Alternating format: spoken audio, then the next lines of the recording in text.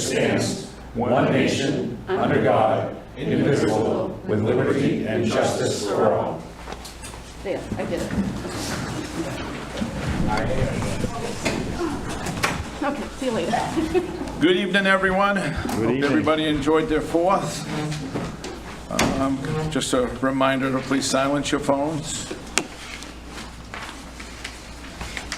First order of business, public announcements. Details may be found at www.fairfieldme.com. Fairfield is hiring in the following departments: Crossroads TV, Fire and Public Works. Contact the town office for more information. Lawrence Public Library comprehensive program details online and via Lawrence Public Library social media. Summer reading program, Minecraft Crafts on July 14th at 1 p.m. Chewonki Bug Mobile on July 21st at 1 p.m. Free tech help from the National Digital Equity Center on July 22nd from 10:30 to 12:30. Jigsaw Puzzle Challenge on July 26th at 10 a.m. Please call to register. Patron Pass to Coastal Maine Botanical Gardens now available.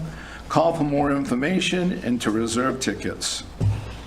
Belanger's Drive-In donated gift certificates as an incentive prizes for summer reading, and we'd like to say a very big thank you to Belanger's Drive-In.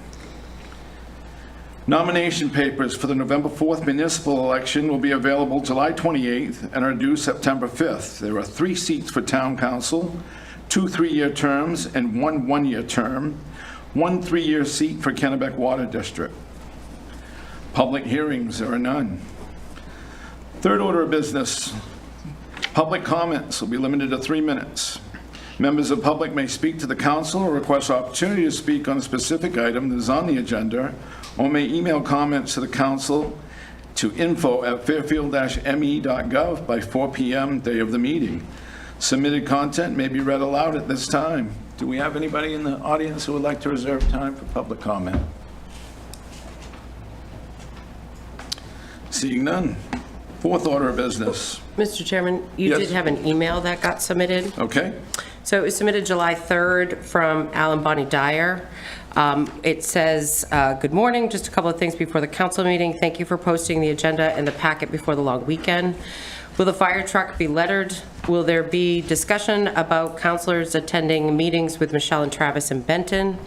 Old business, the no parking signs have not been installed on the fence at the high school. I know it's only July, but summer is already flying by. Old business, nothing has been mentioned about the town farm property. We have all these so-called projects, but there hasn't been a plan. Now you want to start an ice arena, but we have a police station in disrepair. Perhaps the code enforcement officer should inspect to see if it's that bad and then condemn it, if so. Employee safety should be of top concern, especially over an ice rink. What about the school budget? Did we receive clarification on the budget they are allowed to use? Regarding Michelle's comment in the town meeting about the new ambulance, if we want to know all we would have to do is call. We did call the fire department and were told that there were things that we didn't need to know. We believe that some paperwork would have been required for insurance to store the ambulance at the fire station. This was not a last-minute decision. It would have been mentioned at the council meeting the night before the ambulance arrived in town. You might think we all thought that this was a conspiracy, but a simple post on town's Facebook page could have dispelled any rumors. Thank you. Hope you all have a great 4th of July weekend. Be safe. Alan Bonnie Dyer.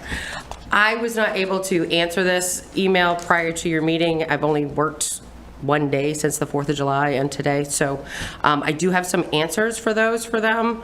For the number 2 question, will the fire chief's truck be lettered? The fire chief's vehicle will be lettered once the design is settled on and the lowest cost estimate is obtained. That is something they're actively working on. With regards to the councilors attending meetings with Michelle and Travis, this can be placed on the next agenda for the town council to create an official negotiating team, or the next meeting could just simply be held with the full town council. That's simply up to you.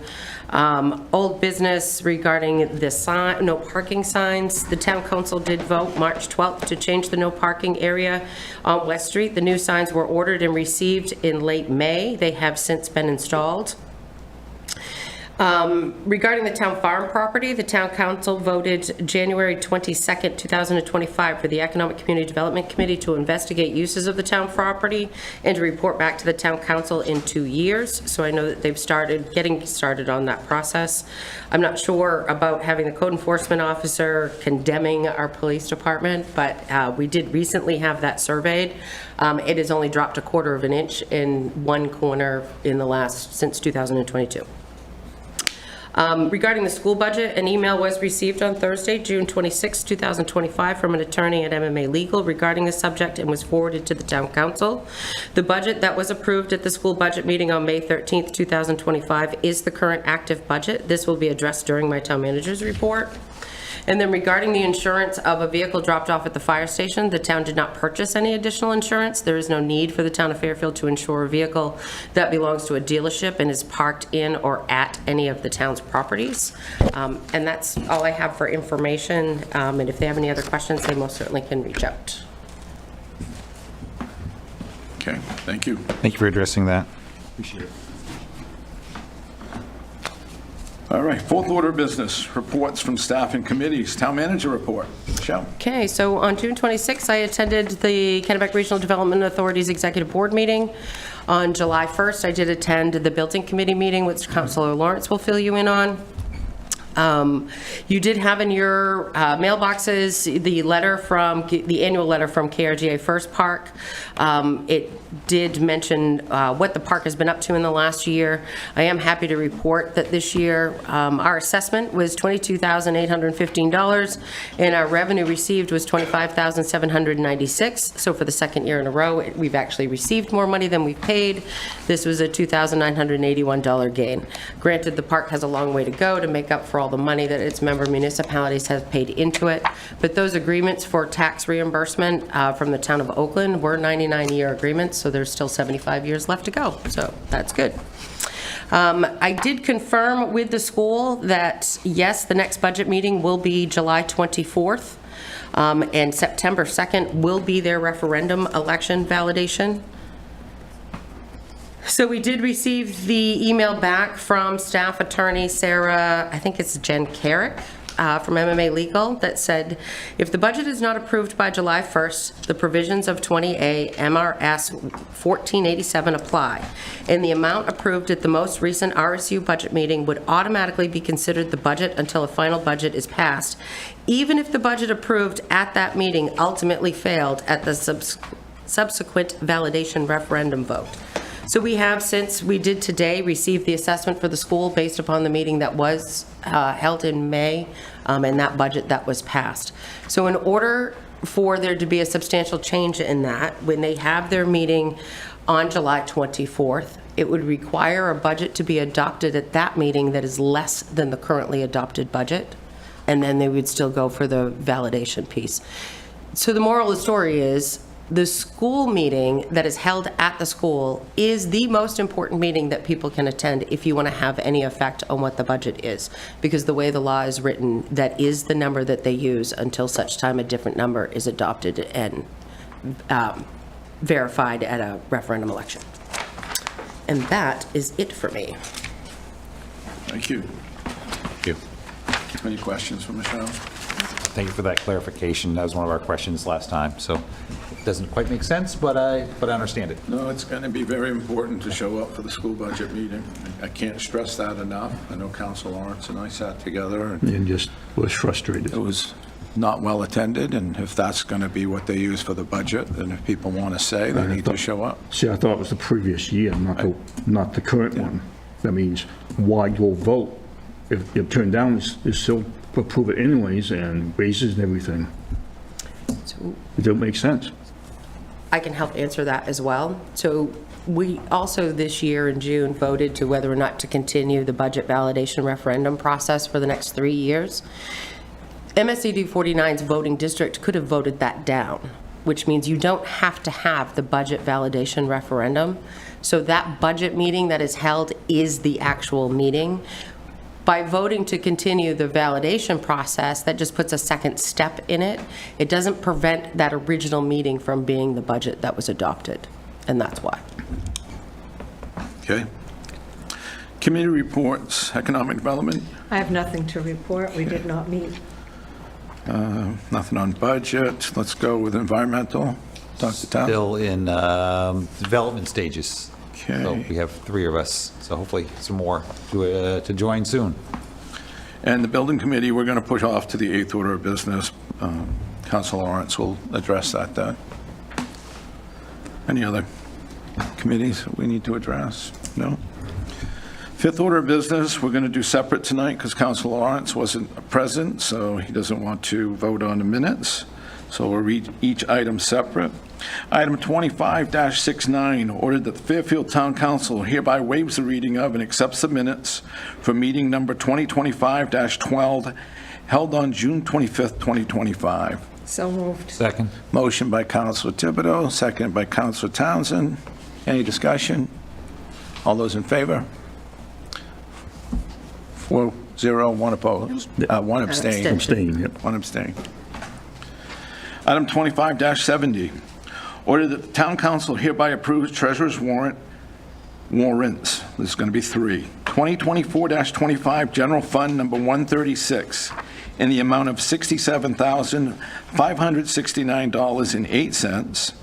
Warrant number 137 in the amount of $51,096.35, including but not limited to PAL, motor vehicles, inland fisheries and wildlife, Yankee Communications. And 2025 general fund number 53 in the amount of $752,615.13, including but not limited to Delta, Maine Bond Bank, KWD, and SAD 49. So move. Second. A motion by Councilor Lawrence, second by Councilor Thibodeau. Any discussion? All those in favor? 5-0. 6th order of business, old council business. Discuss PFA's Environmental Committee application deadline was June 19th, 2025. It's still open. Do we know how many we currently have?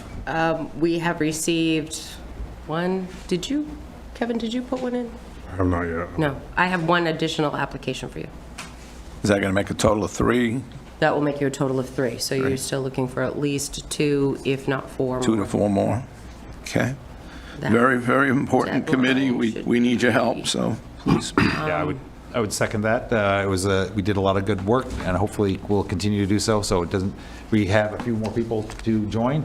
It makes it run much better and have a lot of viewpoints. So please pass in your application. You continue that out, I think, for like another Yeah. 30 days. So Yeah. that would make the new deadline July 17th. Yep. Sorry, that Thank didn't you. get updated. And if we don't get that full amount, You I'd just keep like to extend it. Can't stress enough. How the many people are you importance. looking at on that? 5 to 7. Okay. So we're looking at another, like I said, 2 to 4. I know, related to that, Councilor Rudnicki had submitted a bill for clean water, amount of like $10 million. It did pass in committee, but there's no funding, so that's basically killed and kiboshed. You So, said appropriations, still sitting at appropriations. yeah, it'll never see the floor, so. Nope. A lot of hard work gone out the window, and we have to keep pushing forward, and that committee's going to help Right. keep the pressure on the state. So we need some very important people on that committee. Website. The new website is in development. Old and existing website is no longer being updated. The website migration information can be found under public notices. Michelle, do we have I'm not going to hold you to the fire, but an idea on a timeline? I know it was a lot of redundant info that needed to be double-checked. I do not have Okay. an idea at this point. I do know that it has, the current draft of the website has been sent out to the department heads, but I do not know how many of them Okay. have actually had the opportunity to review All the right. pages at this And our time. clerk's due back in a couple weeks, maybe? I believe it's next week. Awesome. Not soon enough. We miss her terribly. Yes. They've done great without her. Fairfield Benton Fire Agreement. The town manager and the fire chief met with the Benton Select Committee on June 9th. As far as I know, Benton has not met yet after their town meeting, so we'll follow up on that next agenda. Community Center grant. That has been completed. Is all the equipment in yet? No, I was hoping to be able to give you a delivery date for the refrigerator and the dishwasher, but I do not have a delivery date yet. Okay, so we'll readdress that on the 23rd.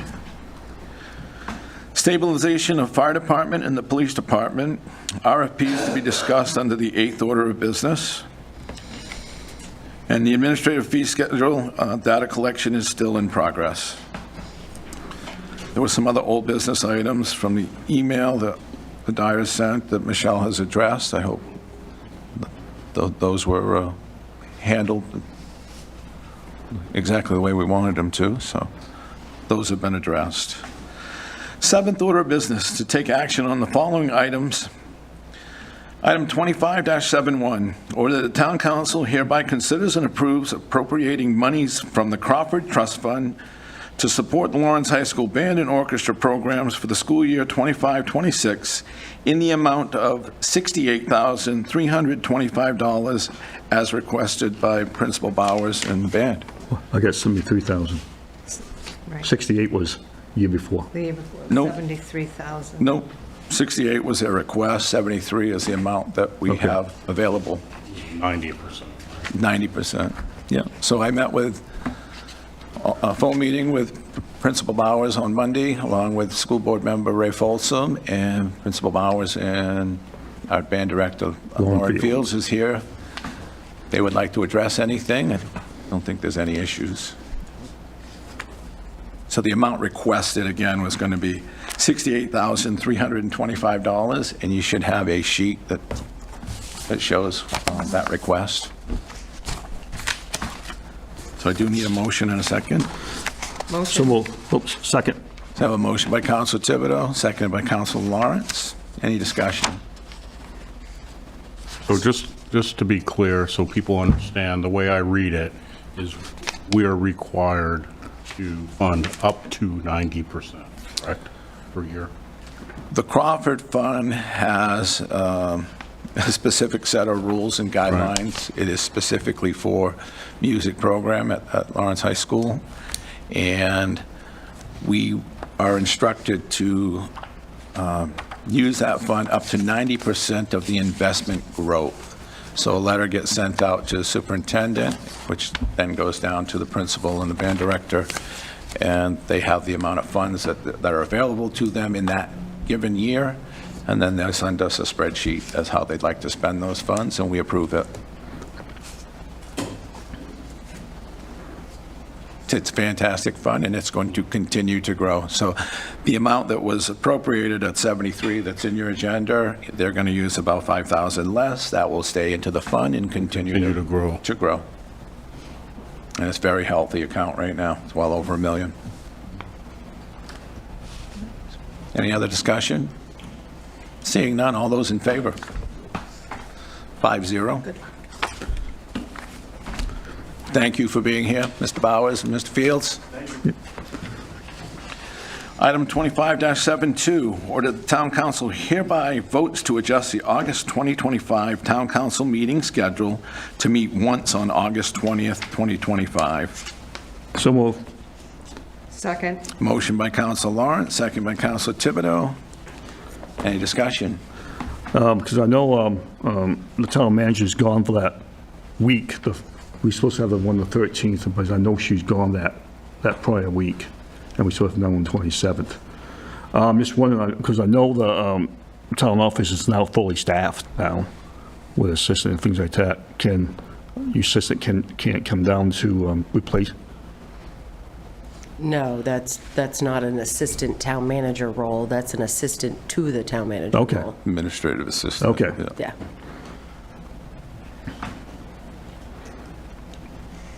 Any other discussion? I think if we have something that comes up, we can choose to have a special town meeting, Yeah, absolutely. council meeting. Make that It's always- happen. It's always worked this way in the past, so they'll end up, if they do a warrant, additional warrants, they'll have the council let you know to come in and sign those. You have the ability to do that. And then if something does come up in the meantime that we have to address, then we do a special council meeting in order to be able to address that. August is usually a pretty slow month for us, so it's usually pretty good. Or you can meet, and I just don't need to be here. If we've got a light load, I'm good with, I'm good with just one meeting. yep. Any other discussion? Seeing none, all those in favor? 5-0.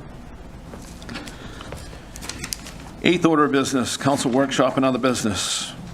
Discuss municipal building RFPs. Let Michelle start, and then I'll turn it over to Peter.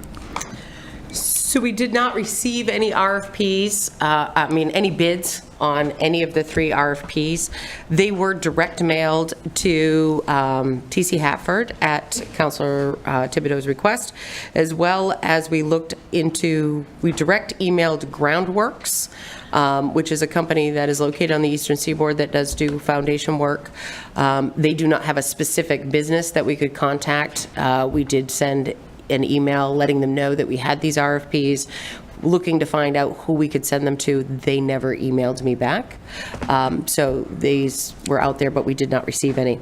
And like we said, the building committee did discuss that. And as I had mentioned earlier, Dirigo Engineering, they haven't sent their official report yet, but I did receive an email. It was on July 1st. It says, we surveyed the police station yesterday. Overall, not much change, except the southwest corner has settled about a 1/4 inch since our last survey in 2022. They'll get us a report in the next week or two. I had thought that they had done it more recent than that. I'm guessing we ordered it and they just didn't have the opportunity to do it, but it's not bad.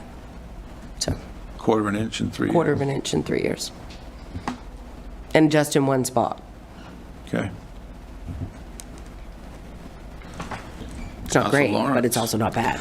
Okay, the building committee met July 1st at 5 PM, and we knew about the RFPs. That's why I requested. Yep. It's the same time we had, we had a full crew there. And since no RFPs, we're going to still go full speed ahead on our meetings. We're meeting twice in August because the 3 members were on there before. They have the assessment that we did 2 years ago to review. And August 5th, we're going to meet again with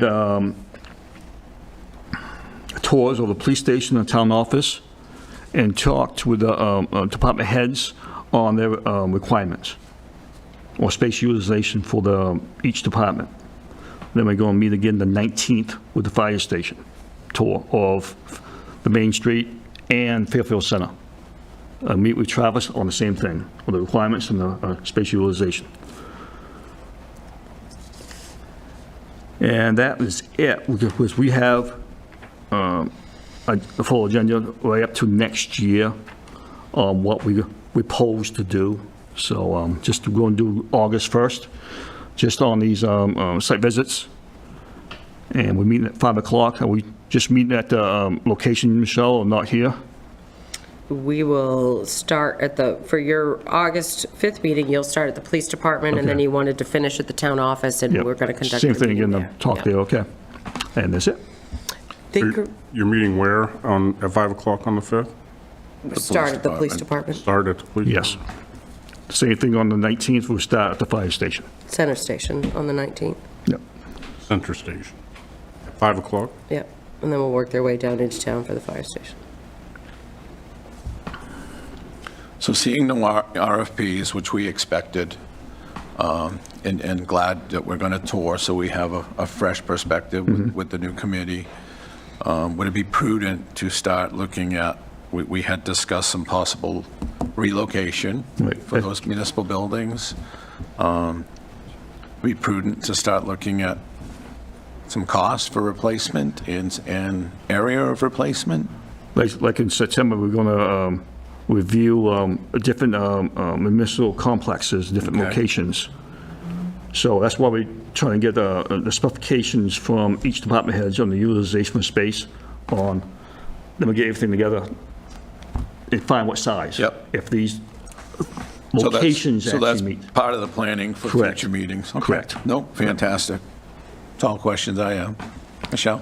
So, just so you're aware, the building committee did discuss and have come up with a rather aggressive schedule of events, carrying them all the way through and up until town meeting, that include everything from not only our department tours and department head conversations, but also looking at information from other municipalities with, who have previously, within the last 5 to 10 years, done either a new municipal complex or a new municipal public safety building, looking at the cost of those, finding facilities that they would like to tour, looking at previous municipal RFPs regarding architecture engineering firms.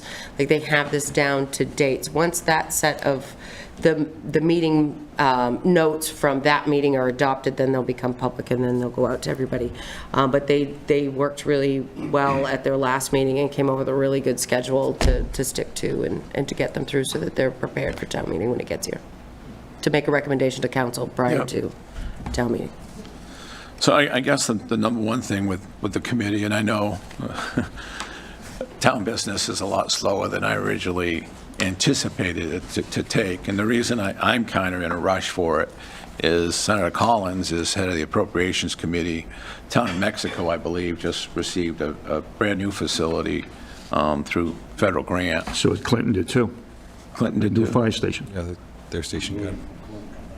So, I mean, the sooner we have even the slightest of information that we could get to Senator Collins' office, which Michelle and I have already talking about a couple months ago, they're looking for projects specifically in Industrial District 2.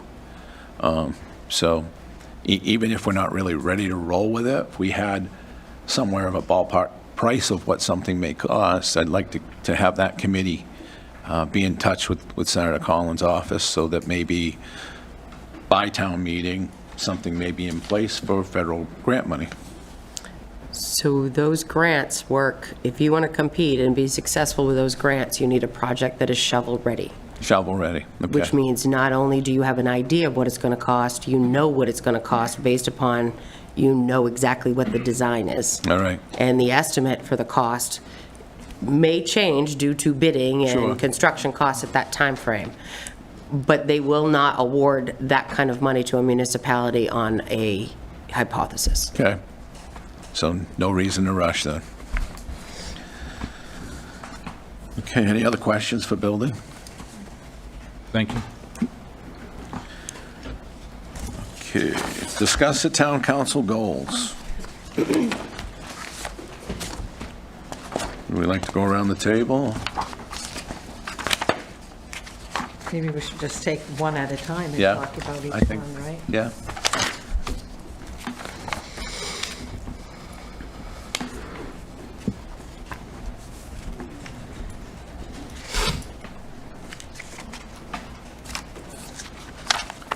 Do we have those with us? Yes. Yes. So we'll start with standard one. The town council is committed to the tax stewardship for the citizens of Fairfield, which will result in cost effectiveness and efficiency. Our goals, number one, was to seek innovative solutions for sustainable taxes.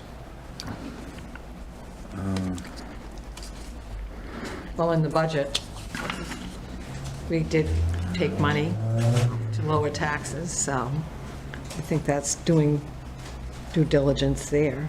We did our due diligence, but it's not sustainable because we're using He'd be using the, funds that may not be there. They're one-time money. Right.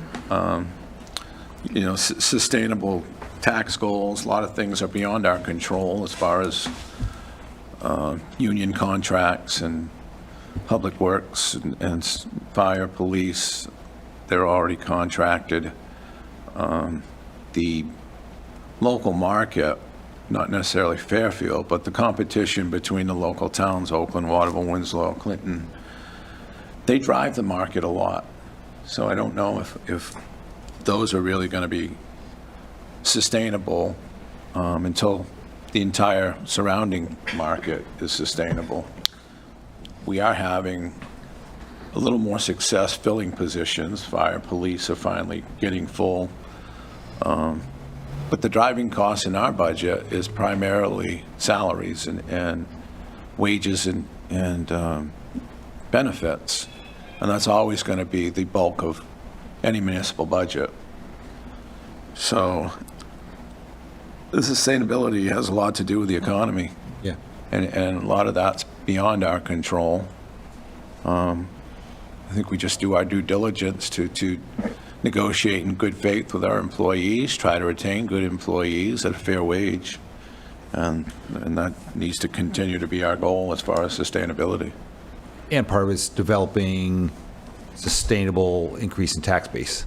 So whether it's housing, business development, as we continue to work on that. Because, I mean, and that's actually, to be honest, housing would be huge, because you put a lot of good family homes in that helps your tax collection, helps your school system, everything. So that is, we continue to drive that. I think it's important. Economic growth. Yeah, economic growth is So, the driver. And that's going to be a long-term investment as we look at Industrial Road. I know there's a lot of people still thinking, why are we doing this? Why are we doing that? It is going to take investment to see growth. It's just the way things work. If you're not willing to invest, you can't expect to get anything back out of it. We do have some housing projects going on up 139.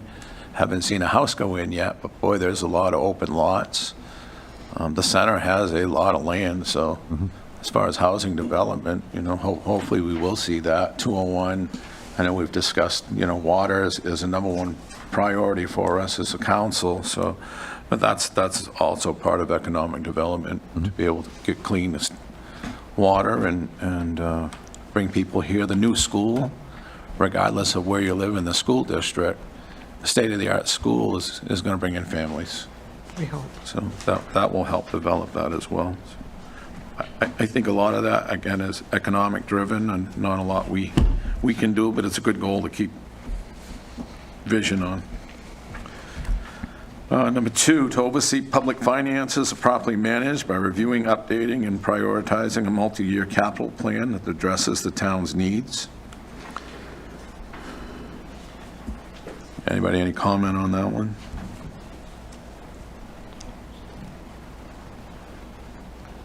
I think one of the things that we've got is, when you think of a capital plan, road renovations, that's on, it's what, 5 years, Michelle? It's on a cycle. Yeah. That's good. I think that, we'll talk about it later on too, but we do have investments that are, hopefully doing well. We have not seen the people from the investment firm in over a year, so Right. I think it's time for us to have a meeting with them. So we've discussed our reserve accounts a lot. We talk about needing equipment, whether it be police cars and, fire, ambulances, as we discussed. Delta is always going to be an issue going forward. Buildings, obviously our number one priority right now is to make sure we have adequate buildings. Well, that comes down to having sustainable reserves, whether they're building reserves, equipment reserves. Nobody likes to overspend in a budget, but if you don't have a plan for tomorrow, it's going to hit you when you least expect it. So I think for us to focus on our public finances, our reserves need to be something we really keep an eye on and make sure that we're funding them appropriately when the need arises. That also goes back to goal 1 of sustainable taxes It does. too, so it's like 6 in one hand, Yeah. half a dozen in the other. And I mean, I can remember when I first started Budget Committee, probably a decade ago, we had no reserve accounts. We've done remarkable. Michelle's done a great job of building those up. So we look at them and we see, some of the accounts, you might think, well, that's a lot of money, but when you're replacing equipment that's, $200,000 for a dump truck, or it doesn't take a lot to use up a decent-sized reserve account. And buildings, I've said before, you know, a municipal building, average life expectancy is 60, and maybe you get 100 years out of it, but 100 years ago, they didn't plan to replace. We didn't put funds away for the next 100 years or the next 60 years. So it has to stay top of mind as well, so that the next generation isn't stuck paying the bill because we didn't maintain our equipment or buildings. Number 3, to oversee the bid processes, which are fair, open, and competitive. I think we do a very good job with our department heads and their bid processes. We get in-depth bids and don't always go with the lowest bid, but, you know, relatively fair, open, and honest. Yep. So I don't have any problems with that goal. Anybody else? There's sometimes the lowest bids, not the ones, because I know Stephanie looks at what's the good thing afterwards for like maintenance and things like that. We always look at that. So the lowest- Warranties. Warranties. Yeah. The lowest bid's not always the best. We just look at the longevity on equipment and Yeah. things like that, so. That goes back to the open and competitive and fair, so. Goal 4, to protect the provision of essential services for taxpayers. I think that's one of the most prominent things that we've been doing of late. Yeah. And to be continued. Right. Yep, there's always, there's two sides to every issue, so Yeah. it's not always easy. You're not going to please everybody, but again, the general good, and we have to focus more on the future than we have in the past. To oversee the protection of the town's investments by maintaining all town equipment, buildings, and infrastructure. Again, we just touched on all of that. To oversee the property evaluation process through the town manager. Our property revals are about midway through, Michelle, you say? So they're halfway through. Halfway through? The third section will start this fall, and then next year will be the final and fourth section. Okay. When was the last time we did a reval? What did we figure? It was in the 90s? In the 90s? I think it was in the late 90s. 2000s. But you have to remember, up until, what was it, 3 years ago, 4 years ago now, we were still at 100% of assessment. Right. So we hadn't dropped below 100. There was no need to do one because our assessed values matched market values. And it changed drastically. We went from 100 to 59% in 3 years' time. And we're still really low. Yeah. Really, the market has not changed. It has not dropped. So if you look at what, you know, houses in this town are selling anywhere between $100,000 to $150,000 more than what they're assessed at if that's a $100,000 home. It's 100 to 150% more. Yep. So people need to expect that their property values will increase. Yeah. When this is all said and done, unless something drastic happens to the market, but there's no indications of any of that ending at this point. And I just don't want people to panic when they see their values go up, because their mill rate should go down. It's Correct. always going to balance out. The amount of money the town needs to raise is the amount of money it needs to raise. If your house is $100,000 and we need $1,000 in taxes, and the next year it's $200,000 and we still need that Right. same amount, your mill rate's going to be in half. So don't panic when you see it. And we do have an abatement committee as well to. And people make sure shouldn't be it's in there. surprised when you built a garage 3 years ago and you didn't bother get a building permit and we Yeah. find it. Yeah. Because that's not going to wait till the reval process is over. That will hit you instantly in that year's tax bill. So people need to be aware of those as well. Okay. Our progress. So the town council in conjunction with Benton in order to Right, audit. that was from 2024. Okay. we So don't when need you to see touch that one. progress down there, Yep. that's what happened in Okay, 2024. so that will get updated for next year's Yes, goals. yeah. Standard 2, through positive public relations, the town council be accountable to the citizens of Fairfield. Public relations is a strategic communication process that builds mutually beneficial relationships between organizations and their Public Relations Society of America. Our goals: to oversee the development, review, updating, and implementation of town ordinances, policies, and codes. I think we do a good job with that, We do. and, We get a lot of input from our citizens. yeah. We've addressed them, such as parking. Chief Gould's great, quickly updating policies that need to be updated, so I think that's an ongoing goal that we do a very good job at. Promote transparency of municipal government through regular town meetings, annual town report, annual town budget meeting, and participation in town events. I hope our We're getting residents there. feel we're transparent. We're getting there. We are, as a council, you have to remember that we wear different hats and we're limited. We basically can have these discussions in person, in public meeting like this, but I can't go see, Councilor Lawrence and Councilor Townsend in a private meeting to discuss things of town nature.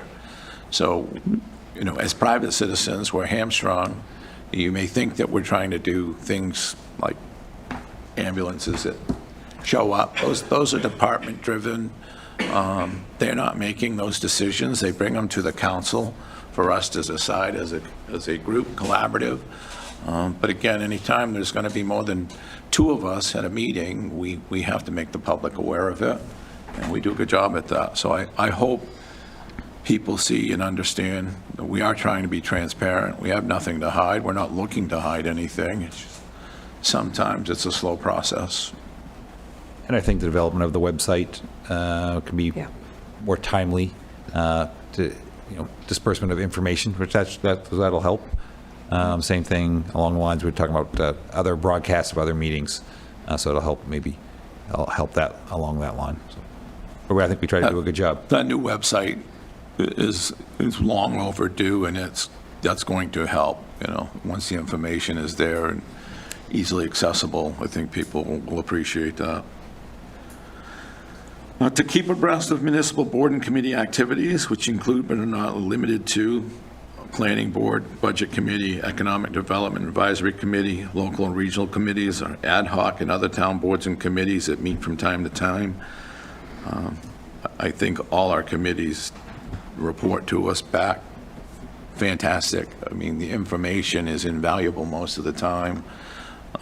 We have good turnout for public, economic development. You've done a lot of great things recently, and having good turnout, having feedback from the online surveys. And The surveys, I think, are really good, and every time we've done them, we've had more people participating, Yeah. so that's a big plus, but it's also a good way to be transparent, so people actually know what is being talked about for, like, the downtown Yeah. plan. So I think the surveys are very well done. the PFA committee was the same way. I don't think you could find a more transparent group. Lots of diverse backgrounds and fantastic information that came back. And it's up to us to continue keeping those boards and committees working in the manner they do. To promote positive communications with citizens through postings, website, and social media updates, Crossroad TV broadcasts, council meetings, collaboration with Mid-Maine Chamber of Commerce, Central Maine Growth Council, SEDC, encouragement from public participation at town meetings, council meetings. Again, I think that transparency is getting much better. I know public comment, we say we limit to 3 minutes. I think I've been very lenient on the 3 minutes. We want to hear from the public. We learn from the public. I know, at least in my role, I've got a lot more patient, and my ears have been on much more perspective of other people. So I think we're getting better on that promotion. Plus, we get more questions from the public, too. and- Yep. To collaborate with the MSAD 49 School Board. There's always something I'd like to see more of, but Me too. guess, Just like the meetings and things like that. Yeah, but it is one of those situations, because we're different than, like, say, Waterville.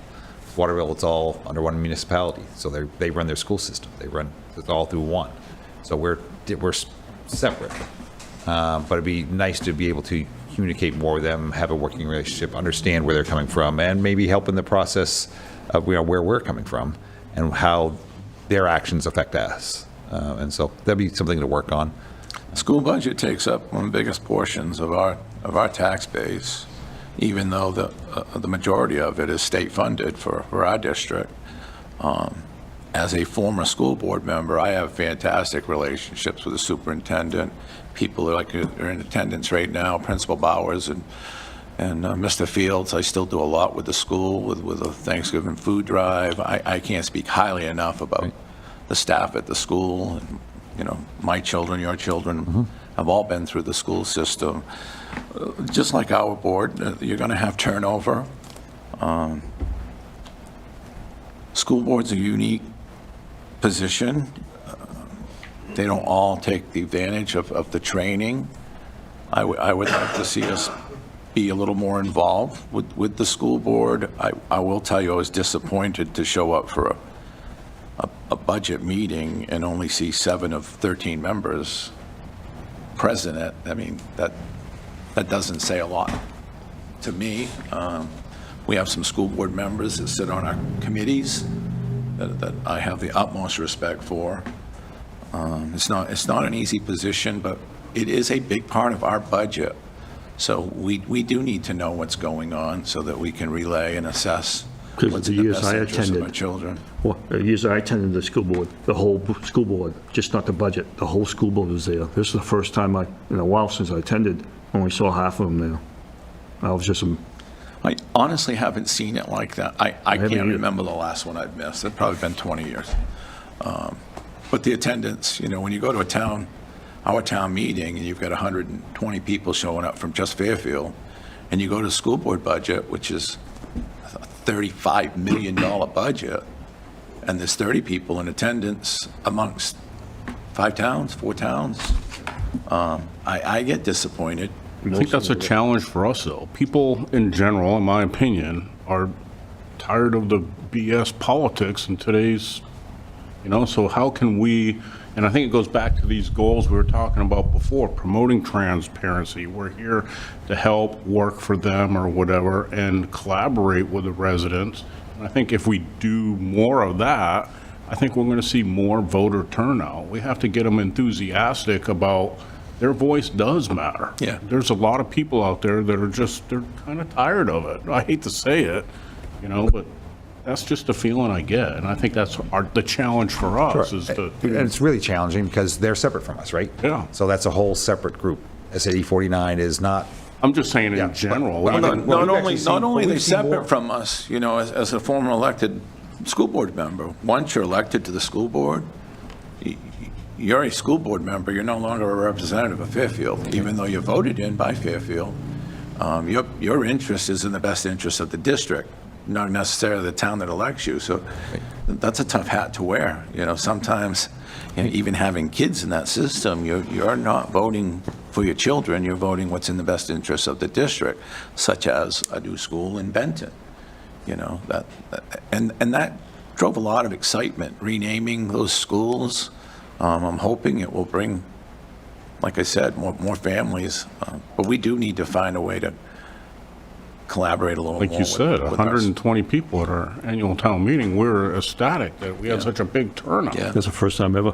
Also, too, the school board meetings used to be televised, so the information went out. And a few years ago, stopped. Information is not getting out now. I didn't know about half of the stuff going on. I don't know about when meetings are going on. And I'm just thankful the school board committee invited us counselors for 2 years in a row to their budget pre-meetings Yes. to try to do transparency that way. But not being transparent, being televised, is not the way to do business. I agree. And that's a Yeah, that- conversation we can have with them. And I that can tell shows, you, that shows secrecy. my interaction with the administration and the staff, they're fantastic. Yeah, yeah. You know, I couldn't ask for better people for our kids and for our townspeople. They love what they do, you know. Mr. Bulldog sitting in the corner there. I love Lauren Fields. He loves the kids. He's community pride. It doesn't get better. But again, back to the, $35 million budget, we need an education process with our citizens so they do become more involved and they do ask more questions. And I don't necessarily say it's not transparency, it's just lack of understanding. When you get your tax bill and you see how it's broken down, you need to be more accountable. Our citizens need to be more accountable to show up for those meetings and ask those questions and ask our school board representatives those questions. They do a great job. Well, and I guess that's the goal, for us. Number 5 here is for us to collaborate better with Yeah. the school district. Yeah. The more that we collaborate, like Peter said, we can get it on TV, or we can show up, or we can discuss what we picked out of the minutes, or talking to, But again, as a counselor, when we show up for, we graciously get invited to those pre-budget meetings. I can tell you, 3 counselors showed up, Counselor Thibodeau, myself, and Counselor Lawrence, and we have to make it known to the public that we're going to this meeting for transparency. We're not hiding anything, but it ties our hands as a counselor that 3 is a quorum. So, to be able to collaborate with the school budget, the school board, it's not just our members, it's that entire 13-member board, which so we hold 6 or at 7 the seats. beginning of the year then, and maybe we add that to one of the meetings agenda meeting. that's on there. So it's on the meeting. Yeah. So that we know, okay, it's a meeting. Whether we all make it there or not, the public knows at the beginning of the year, we plan on attending this meeting and we will be there. We'll see you there, type of thing. We already advertised that. It's part of our standard posting that we have for events throughout the course of the year, that there may be a majority of the town council at. It's just that you, as a council, would not make any decisions on town business, right? So you can go to a council, you can go to a school board meeting, and you can discuss the school board's budget, but what the 5 of you or 3 of you aren't going to do is go to a school board meeting and make a decision on the town's budget, Absolutely. right? So, but we do advertise those for any of those types of events, whether it be, the next one, the Somerset County Caucus, or that, those are all advertised ahead of time, that there may be a majority of you there, you're able to do I that. think all of us being there helps us. I'm not smart to the school board. I've been on a school board before in a different district, but it helps me explain it to residents when they ask me stuff. I'm all about the knowledge. Well, we have a July 24th school meeting, and I implore all of us to go. I will be there. The other thing we could do is, under public announcements, if we know when the school board's having their meetings, we could announce it. Okay. That would be a two-way street. How about even when website's up and running, we have a department that's our school board, our members. I think we are always had a listed. link to their, Yeah, to their website. Okay, I think we've always Yeah. had that. we've already had that. Yeah. Okay. I think that was already there. Yes, the next one will be the day after our next meeting. Meeting. We'll announce it on the 23rd. Any more discussion on? I think we need to collaborate with them. They're an important part of our budget process. To participate in the annual Somerset County Caucus, well, we have. We do Counselor that. Thibodeau. And that's, the caucus is held so that a representative from the town of Fairfield can be on the budget committee for the Somerset County. It's very interesting because I attended last year's meeting, and how the process goes. It's not just like ours, but they just vote on it and it goes to their the commissioners. But the public that does show up do have a little say. When I went last year, there was only like 5 or 6, maybe up to 10 people there out of the whole counties. Yeah. So. And again, we're $1 million budget plus there, so it's important. But, I mean, thank God we have a council that sits there, and Commissioner Sazak does a great job, and he always comes to our meetings to inform us of what's going on with the county. To collaborate with neighboring municipalities for producing cost savings or improvements of public services. Again, this is a hard goal to accomplish unless there's an ad hoc committee where a couple of councilors meet with other municipalities. I know our town manager has such type of ad hoc committee where she collaborates with other towns, but there's been heavy turnover for town managers. Skowhegan's going to have a vacancy. Winslow just filled one. Oakland's is fairly new. Waterville's still looking for a new city manager. We're fortunate that, you know, at this gender, we've had Michelle for a long time. So our hands are getting tied when we talk about transparency and what we can discuss and do outside of our quorum. But we talked about it in the beginning about our sustainability on our goals. The driving factor in our budget is always going to be salaries and wages. It just is. Right. And without being able to collaborate with those towns, which I know Michelle does, so I mention it again, it's hard because if Waterville wants 5 firemen and they just have oodles of money, or Skowhegan, and they don't care what they pay, it's going to drive up our costs. And I know Michelle and I talk about these things, so it's a huge driving factor, whether it's state police stealing police officers or firemen leaving each department, be able to find public works drivers, you know, are they going to go to school and be bus drivers? We just have a lot of demand, and we talk about paramedics a lot recently. So we have some high-skilled positions where there is a huge demand in the central Maine area. I really don't know. I would love to be able to sit down with other towns. I don't know if it's Well, viable we or have even been doing possible. certain things over the past years for producing cost savings. And one of those things is dealing, is it with paper, Michelle? Isn't there a consortium where we get our paper from the, we all chip in on that, right? We used to partner with the school for paper. With the school? Yep, some of the departments are able to still do that. And then we also, through KV-COG, use their bid process for culverts, salt, various different pieces. So it's usually a lot now. A lot of our collaboration right now, because yes, there has been a substantial amount of turnover in the region, right now it has to do with supplies as well as training opportunities. So if one municipality is hosting a training opportunity, it would get opened up to other municipalities. We have those conversations. Hopefully, once the dust settles on a lot of these new town managers, or some of these communities do get town managers, we'll get back to that type of collaboration. What we used to do, well, what I used to do with the managers in the region, one of the biggest reasons we started getting together was to stop the constant increasing within union contracts for wages, because the one municipality was just outpacing the other, and it just was not sustainable. And we worked towards trying to keep that at a little bit of a tighter number going forward. While we understand that we wanted to make sure our staff had, you know, we all want them to have livable wages and be able to do the things they need to do. However, you know, 10 and 15% increases just wasn't sustainable for each municipality to keep doing that. So we do look at those things and how those things will work. So hopefully we'll get back to that again soon.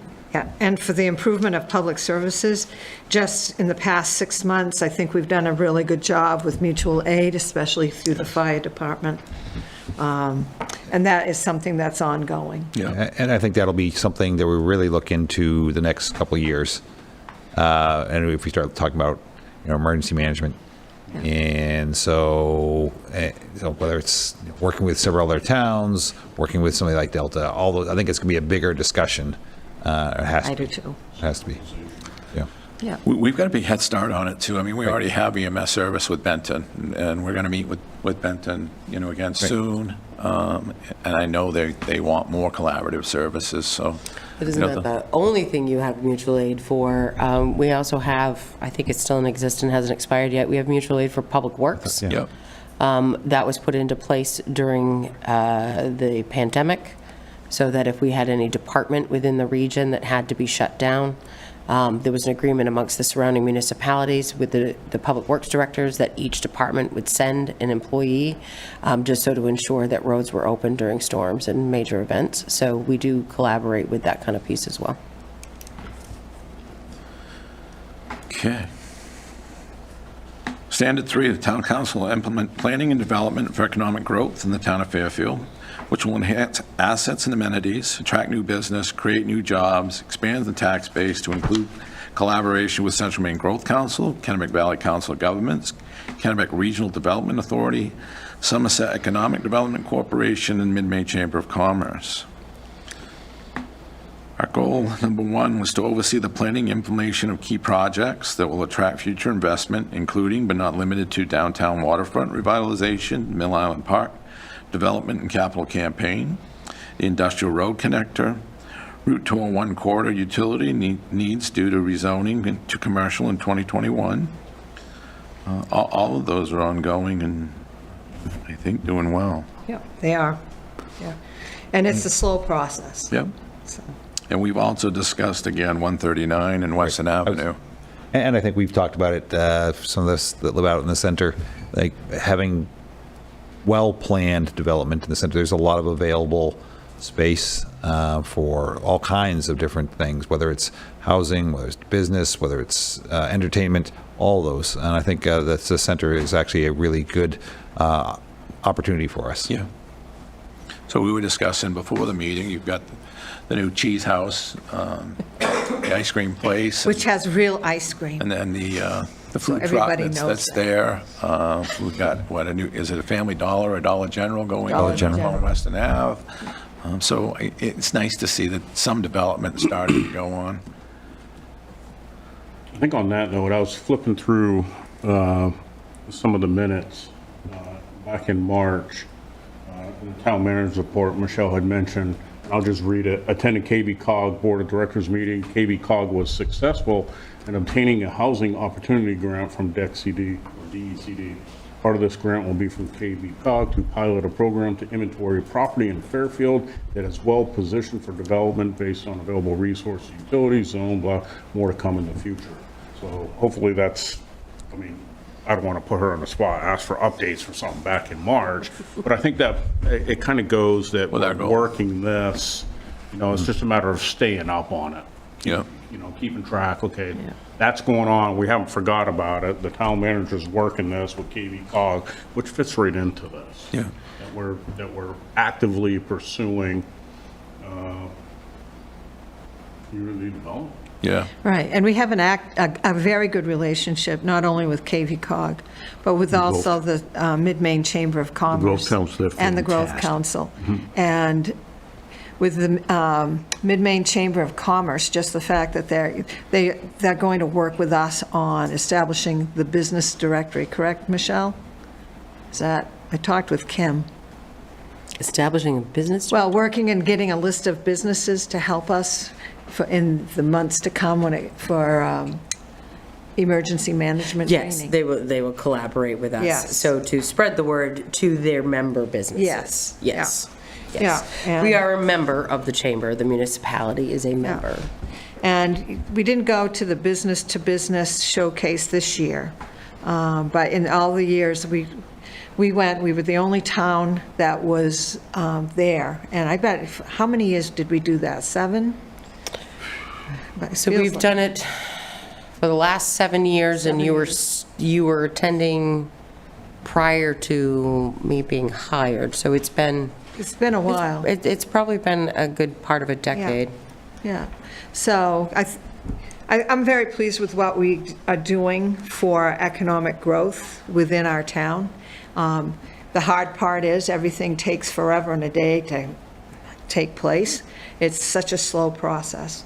But overall, in the last 10 years, when I look around the town, there are some very good signs of economic growth. But again, it's hard to, when you see the big picture, like I'm very pleased with what we've done with Mill Island. I'm pleased with the downtown plan being in its first draft, the first draft is being written.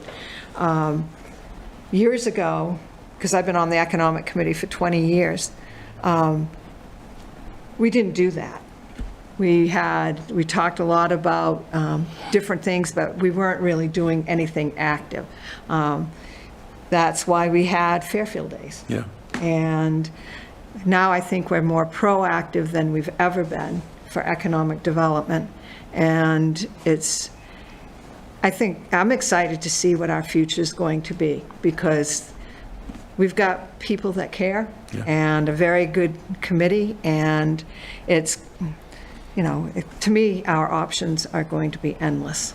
Well, even Industrial Road, it's grown quite a bit in the last 10 years. It has, and just what's, We don't see it because it's out of sight, but you've got Gregory's up there, you've got Yeah. the tire facility, Yeah, now if we could just, Training center and Get the the training center's there. Now if we can just do some more with 201 and Yeah. 139, but it will come in time. I think when that first house is built, is it Ranger, Dr.? Ranger's yeah. doing it. I think once that first house goes up, you're going to see, especially with the new school. Schools bring people, they just do. So you can stay hope at so. that school. I hope so. I don't think it would take long. With changing their plan by removing the sprinkler system for each resident, that I think is going to change that program drastically. Yep. As far as the construction requirements? Yeah. Yes, Yeah. so there was a life safety requirement that the homes that were built up there required them to be sprinkled, and it happened to be cost prohibitive Yeah. for the developer that was looking to build. They've since gone back to the planning board, have adjusted their life safety pieces such that, so I think they're putting in a dry hydrant, so that way they don't have to sprinkle each of those individual homes. The Great. pond's right there, they developed, Yeah. Do you know how many lots are in that development? I can't remember. Planned? I can't remember, because I know Rangers moving their business. I mean, up it's- And there. some of the It just seems construction, I like a think, is huge going to be. swath. Yeah, there's single family plus some duplexes, I think there was like Yeah, I think some of it's 30-something multifamily, units. yeah. So, and that may spur some other Right. land to be sold for more housing development, so. And as for development incentives, we are involved with facade and marketing grants. Yep. We do have TIF finance programs, and we're always looking for grant possibilities. And that's done through the Central Maine Growth Council primarily, and whatever. It's history too, that Michelle. TIF money's going to go away, I don't know, what, 5 years from now, or? The TIF money, Yeah, that's for the gas line TIF? yeah. Yeah. So, Next meeting, we'll have something on that, right? The plan right now is to schedule a discussion item for informational pieces on the TIF. Yeah. So that will be good for all of us. Yeah, that, and so Garvin from the Central Maine Growth Council is supposed to be here, so for that discussion, and then also the downtown survey.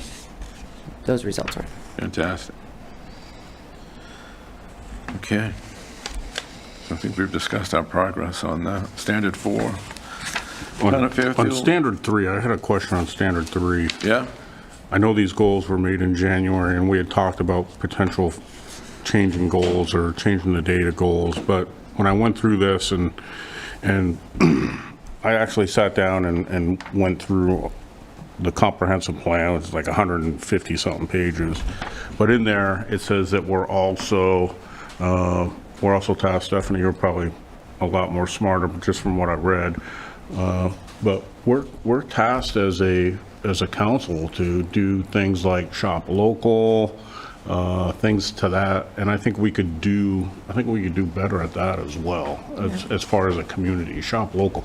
And it sparked the brain cell when she talked about the list of businesses, because that would be great to put on the website as well. Then it goes back into some of these other goals that we're being transparent, but we're also shopping local.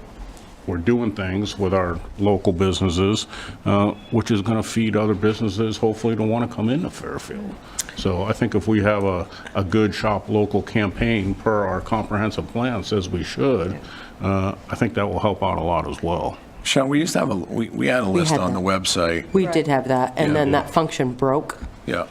when our website was no longer really hosted by anyone. Is that But you now- used to be able to search local businesses by category when they came in and got businesses in town, major requirement is a $10 business permit. Yeah. And then they went on that list. So the Economic Community Development Committee did, over this past winter, each took that list, which was in some cases severely outdated, and went through and contacted all of the businesses that were on that list to make sure that they were current and up-to-date information was there, so that we would be ready with this new website coming up, that information would be able to be provided. But that is something that And we've we done also in the had past. some help with that from the police department, too. Yes, the police department did assist with that, and various folks. So that over the list Charter. has, as of probably March, has been updated. Yep. And it should, I hope it will be on the It new should migrate website. into the new website. Yeah. I know my years on the school board and boosters, lots and lots of years of boosters. I utilize that all the time.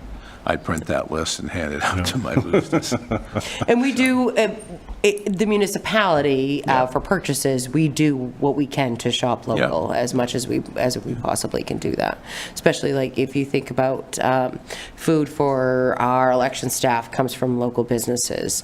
We make sure that we try to get products from businesses that are local. And you do have it within your ordinances purchasing policy, actually, that you can apply a percentage discount if they don't have to be the lowest bidder. And that is always looked at as well. So product as well as town businesses. Anything else on that one, Kevin? It's good points.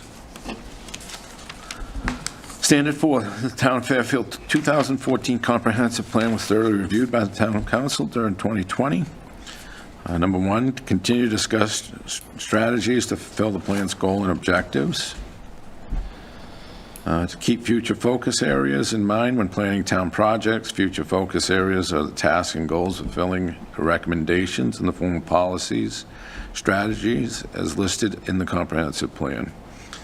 And there's a number of them: historic resources, natural resources, recreation and culture, local economic development, transportation, public services, financial resources, agriculture, and forestry.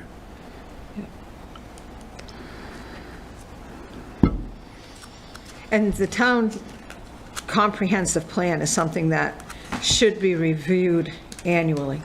And if you look in the back of it, there's The a dates. list of all of the Updates. objectives, the Yep. goals, and if it's to be done short-term, I can't remember the exact wording that's in the back right now, but we just go through that once a year to say, okay, are we making progress with this, this, or this? And that's something that I've advocated for, that we do yearly. Yeah. Yeah. When does it have to be rewritten? Because it was, and I ask that because there's a lot of data in there that was before the 2020 census, I think it was. It was written in 2014, and correct me if I'm wrong, Michelle, but it's about every 10 years that it should be done. So we're right at that cusp right now, Right. where maybe we need to take Maybe, a look yeah. at it. The census data seemed very outdated. Yeah, but there's, when you look at each item and you say, are we making progress? If you're making progress, to me, that's good. And the way that the comprehensive plan is set up, you've got your historical information, you've got information from the census, that all goes in there. And some of that doesn't really change. And the census data from, when was the last one done? 2000? 20, but it's not accurate. It's not accurate. So that's something to keep in mind. So in reports that have been done for me, I have had to go back to that 2014 to get information from, and especially for the census data. And I think that the comprehensive plan is like the backbone of how we are as a town. So it's our past, it's our present, and it's our future. It's kind of a living document. It is, and it's an But I think it should- evolving one, that's why it should be Right. looked at yearly. It should be looked at, yeah, exactly. May not have to change much, but we actually should review it, so. Yeah, and it took us, what, 4 or 5 meetings to go through the whole Yeah, document? It took more than that, actually. It It did. took almost the It better did. part of 2020, which is the reason why this is on here. This standard 4 didn't exist prior to that review. That was added after you did that review in 2020, so to ensure that you did not forget and that comprehensive right. plan didn't just live on the shelf and nobody looked at it. So based upon the review that was done in 2020 and the progress that was being made and what was listed for tasks that were not complete, but still actively working on, the council at the time felt as though they did not need to do a comprehensive plan committee. It is a process that will cost you money. It would be something we would need to budget accordingly for at town meeting because it's not hundreds, it's thousands. And it does take about a year, and it requires a large comprehensive planning committee. And usually, in the past, it's been a contract with KV Cog for them to handle that process. It actually took us a couple years to get it done. Yeah, I think it did. And then it still has to go to surrounding municipalities to be approved, as well as the state for approval. So it is still, you're still in compliance with the law that is out there. You have done, the council has done the thorough review. It is still a working, living document. It's not outdated, but yes, it is a good thing to constantly look at when you are planning to make sure you're still continuing to move forward. Okay. So I have a question on, I Yeah. guess, are we done with the standards or whatever? I think so. So I have a question. Yeah. I take it as these goals are pulled precisely from that comprehensive plan. Is that the way I understand it? I sat at the January meeting and I was like, okay, here's the goals. And the more I looked at the comprehensive plan and I connected the dots, this is our, as a council, our marching orders on Technically, yes. taking care of Yep, the best interests of the town, right. past, present, and future. Is there merit, and then Tim, you had talked, or we had talked about maybe doing, updating the goals in the mid. I'd like this because you're going to take on new councils in January. I mean, I know, Council Tully, we didn't really have a whole big understanding of what went into it. So you didn't really have a lot of input, and there's a training period. I honestly would love to see them more matched to the fiscal cycle rather than in the January 1st. There's just so much to do at the beginning of the year to get ready for town budget.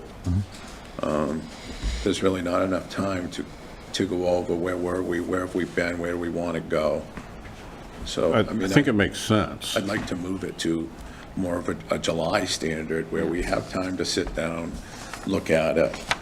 We've got a better understanding with each other. I think that's a good idea. Because it's a slower time for us, too. It's slower and you Yeah. can be more in-depth and take your time and dive into it. Yeah, And by that time, you have more understanding of where we're at, where we need to go. right. And as a new counselor, it would give me time to sit down and read that Look at those, comprehensive plan digest and know what I'm being held Yep. accountable to. Yeah. And then give thoughtful input into what these goals are. 100%. I can tell you, coming in on January, I had to rely on the 3 senior counselors. I had no clue. So as we get working and we progress these goals, I mean, that's why it's good to talk about them. But Councilor Tippett and I have talked before, we should probably look at these every 3 months and Well, at see least where we're at. biannually. Biannually, but if we could quarterly. Yeah. But I think it just makes more sense to establish them, fiscal period instead of January 1. The last time we looked at it, that was an eye-opener for me. That's the first time I did it, and that was an eye-opener. I actually had some comments. Yeah. Steffi ran the meeting on that, and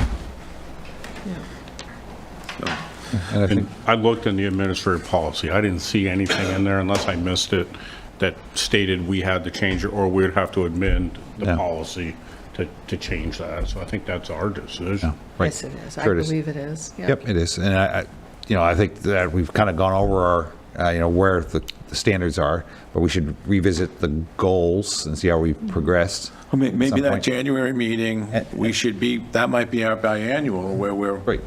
That would be a good introduction for new Absolutely. people to And- go and through the comprehensive Then we're halfway plan through goals. what we've established for new goals. just like doing it now, it's just saying, okay, this started in January. Yeah. Have we started some of the corrections or implementation of this by July? If not, we need to do it some more before Right. the end of the year. Yeah, I think it would be great to have this discussion in January. Yeah. I think it would be I think it would be huge for whoever's sitting in these chairs. Establish that goal Yeah. in July. Do that and then start in Yeah. with some of the comprehensive plan goals. Right. A little time, because also too in January, it's our budget time too. Right. And after May.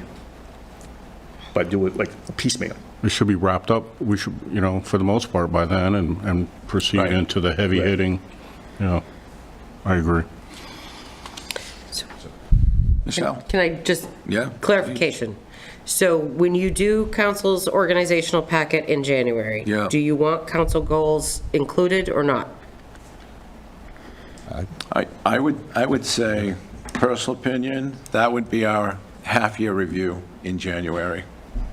I would like to see Voted on in July.